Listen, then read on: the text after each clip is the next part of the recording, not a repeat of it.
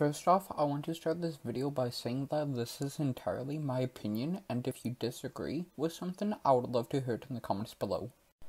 I will not be going into very much detail about most things. If you guys would like a full video dedicated to an entire analysis of this game, please say so in the comments below. Anyway, let's get into the video. I love Danganronpa, but that is not to say I love everything about Danganronpa. There are plenty of small issues I have in the series that I can go on and on about, which is exactly what I'm going to do today. Today, I'm going to be looking at the good and the bad about Danganronpa Trigger Happy Havoc and give my thoughts on it.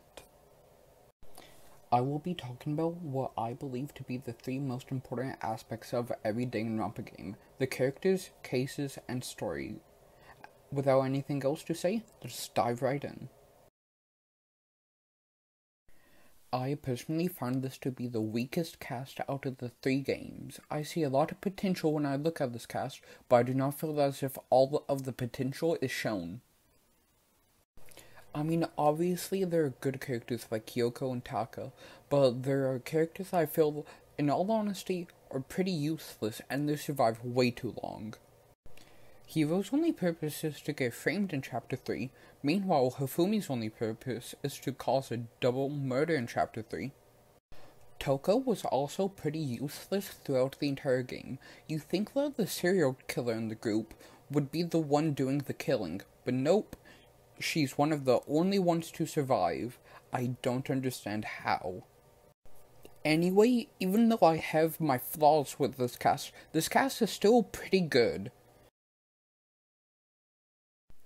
For being the first game in the series, these cases are honestly really good, and they just make you addicted to the game. But in all honesty, there are still some problems with them. I find these cases to be really easy compared to the other games. That is not to say that these cases are bad, but they are really easy. This is to be expected though, because the future games should be more difficult, but that does not give the first game a free pass. In Chapter 1 and Chapter 2, the culprits are really easy to figure out. And in Chapter 1, the culprit is literally written out for you, and in Chapter 3, it is fairly obvious that Celeste killed Hifumi and Taka. While I do not have many issues with these cases, I cannot say that they are perfect. Danganronpa's story is strange, to put it lightly. Something I can give the first game props though is having an easier story to understand than the other games. It's to be expected since it is the first game in the series, but it is still pretty easy to understand. To give a very brief explanation of the story, the kids were trapped at the school and a tragedy occurred and they locked themselves in to protect themselves. Unluckily for them, the ultimate despairs were also there and used that to create a killing game inside of the school. Does the story entirely make sense? No, but it is way easier to understand fully than the other games.